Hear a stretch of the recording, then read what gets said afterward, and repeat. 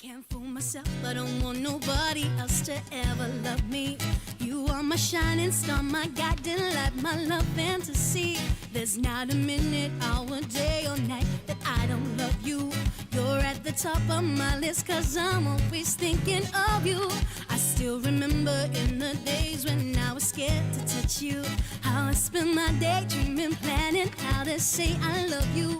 You must have known that I had feelings deep enough to swim in. That's when you opened up your heart and you told me. Hi guys, welcome to my channel, Miss Bird. I'm Sarah. I'm going to show you the DIYs that I did with items that I bought from Poundland last week. If you're new here, please subscribe and hit the notification bell so you can see all my new uploads. And if you like this video, please give it a thumbs up. I upload every week, usually on a Wednesday and sometimes on a Sunday as well. So in this video, I'm going to show you two different DIYs with the mirrors that they have there. They have some very basic round mirrors, which look cool on their own, but I wanted to zhuzh them up a little bit and make them a bit more special. And I also did two plant stands, that's what they'll be for me, but they could be little tables, they could be little candle holders, anything really. And one of those is no tools required. I've tried to make all of these really easy, so if you don't have tools at your disposal, you can still do them. So the first DIY that I'm going to show you is the plant stand that requires a few more tools. I wanted to make one of these because they're quite expensive to buy, the copper and wood mid-century modern style plant stands. So I thought I'd have a go at making my own, and here's how I did it. So first I took two Poundland round mirrors and I unscrewed the back screws and I placed the backing and the mirror off to one side. Next I took my Rust-Oleum bright copper spray paint and I spray painted both of the rings all the way around.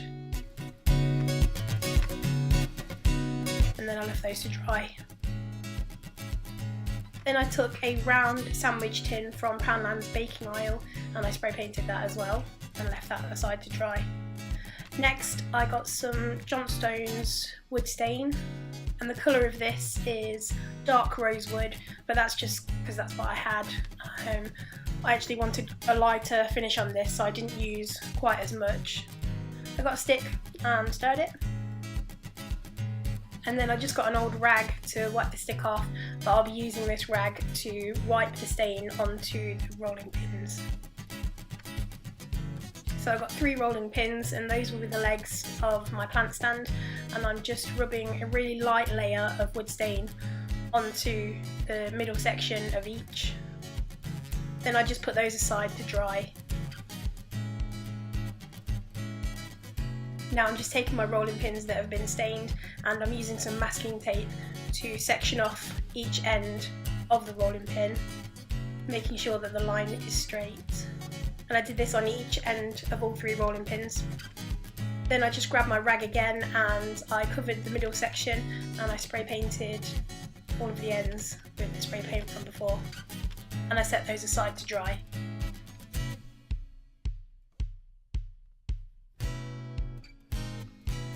So now that my rolling pin legs are stained and spray painted, I'm just taking a ruler and I'm just going to mark a little dot 1.5 centimetres away from each of the handles on the middle parts of the rolling pins, and those will be where I will drill a little hole. So I just repeated that on both ends of each rolling pin. Next I took the rings from the mirrors and I made 3 marks. And the way that I measured these ones out was I just used the screw holes as a guide. I just put a little mark in between each one. I'm using a 3mm wooden drill bit and I'm just going in around 1.5 centimetres down. And again, I'm doing this at both ends of the rolling pins where I made the marks previously. Then I took the mirror frames and I did the same thing on the marks that I previously marked on those as well. So now I'm ready to assemble everything. The screws that I'm using are 3.5mm by 30mm and I have 6 of those. My advice would be to check each rolling pin that you've got, just the bases of them, and I would pick the flattest ones because some of the handles on the bottom varied a little bit in how flat they were. So I've changed my drill bit over to a screwdriver and I'm just threading the screws through the mirror frame so I've got more chance of lining it up with the rolling pin. So one by one I lined up all 6 holes and I screwed each screw in. I wouldn't press too hard, otherwise you might crack the plastic.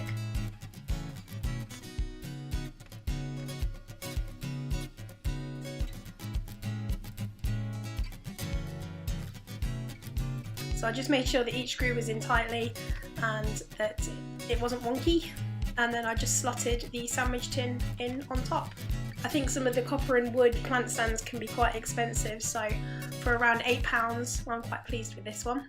So for the next DIY I saw a mirror like it in IKEA that was £70 I think. It was a lot bigger, but it was pink, which is not usually my colour, but I really liked this mirror. It had fringing along the bottom and it was round, and I just really liked the look of it, and I wondered if I could create something like it at home. So here's how I did it. So again, I'm using a Poundland mirror and I'm just unscrewing the back and setting that and the mirror aside. Then I'm taking Poundland's metallic spray paint in rose gold and spray painting the frame, leaving it aside to dry, and then just putting the back on along with the hook. Now I'm taking some thick fabric yarn. This is from Tiger and I think it was £3, and I'm just going to eyeball a little semicircle which will be for threading my fringe onto. So I'm just taking some gaffer tape and just securing each end down where I want the fringe to start and end. And then I just trimmed it. Next I'm just eyeballing lengths of yarn. This can depend on how long you want your fringe to be. I knew that I wanted mine to be shorter on the sides to come down to a point in the middle. So I cut a piece that was double the length that I wanted, and then that's going to be 2 sections of fringe because I'm tying a knot in it, which I've slowed down for you here. I'm just putting the loop underneath the first bit of yarn that I used, and then I'm taking the ends and I'm just pushing them through the loop that I made. And then I'm pulling them through to create that knot. And I just did this until the first bit of yarn was full.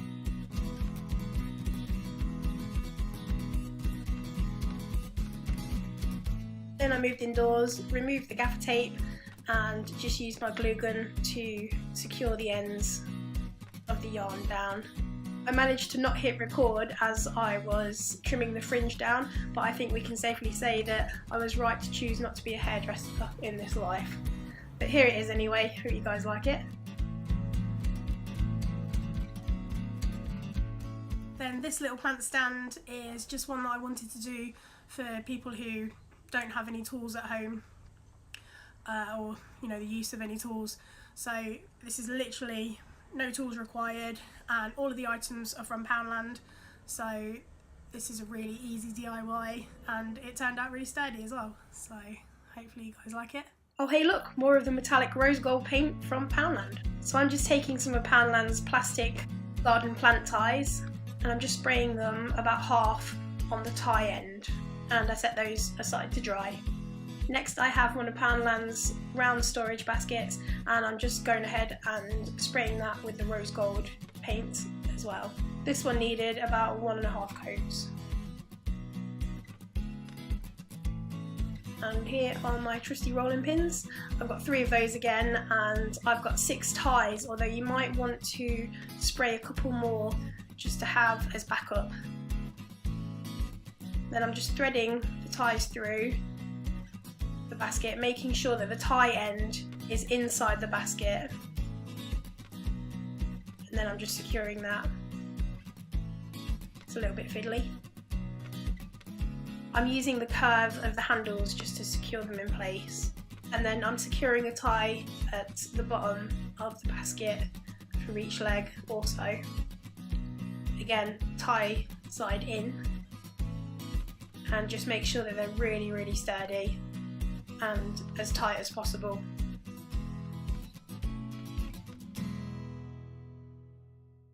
I don't think it's bad for a no tools little plant stand for less than £5. Then I just decided to do this little jute natural effect on this mirror and make it a hanging style one. I've seen a few of these online and I just thought it was a nice little way to make over the mirror. So once again, I've just got one of the Poundland mirror frames and I've just been wrapping some jute twine around it, and this is from Wilko and it's really, really cheap. They've got some in the gardening section at the moment if you need to get some. I'm just making sure that I have an idea where the screw holes are still. And the way that I've secured the jute onto the frame is just by taking the end piece and then wrapping the next part over it a couple of times, and then that keeps the end secure. So then I just kept doing this until I'd covered the mirror halfway. Again, each time I needed to add a new piece of jute, I just took the end and made sure it was secure under the next bits that I was wrapping around it. To make the handle, I just sort of eyeballed a piece of jute to see how sort of long that I'd like it, and then that ended up being around 60 centimetres, so I cut 6 lengths all the same. Because we're going to braid it, we need multiples of 3, so if you'd like a thicker rope, then obviously you could try 9 or 12, whatever you guys feel like. I chose 6. So then I made sure that all ends were in the same place, and I just tied them around the mirror frame in a secure knot. Next I'm just taking my sections and I'm braiding them. Now I'm just making sure that there's enough string at the end so I can do the same on the other side of the mirror, to tie a tight knot. So now we have our rope to hang the mirror. I'm just trimming off the ends, and now I'm going to replace the mirror and the backing. Make sure you don't screw too hard when you are screwing the screws back in. How many times can I say screws? Because you might break the mirror, so just be gentle. Then I just wanted to make sure that it was really secure in place, so I just got my glue gun and I just placed a little bit of glue underneath each knot and just made sure that they were securely stuck. It doesn't hang funny. Then just a really quick little bonus DIY. These flower vases were in the Mother's Day section at Poundland and they had Mum written on them, but I wanted them because I like the shape and I'm going to use them to propagate plants. So I just took the Poundland flower vases and I took some masking tape, painter's tape, and over the lettering I just created some patterns. I did a square, I did a triangle, and I went all the way around the bottles. Then I just took a plastic bag and I covered any of the areas that I didn't want any of the spray paint to reach, and then I just taped that down also. Then I just got some of Poundland's Champagne Gold Metallic spray paint and I just spray painted over the areas that I'd marked off, and I went over these with a few coats. So I hope you guys enjoyed these DIYs. If you'd have done anything differently, let me know in the comments down below, and if you've got any questions, fire away. I'm happy to answer anything. Give this video a thumbs up if you liked it, and please subscribe if you haven't. Head over to Instagram to follow me. I'm Sarah Bird Music, and the music in this video is mine and Andy Robertson's, my partner. You can find that anywhere you get your music. Spotify, you can stream it anywhere, iTunes, it's everywhere. So that's under Sarah Bird. Thanks so much for watching and hopefully see you next time.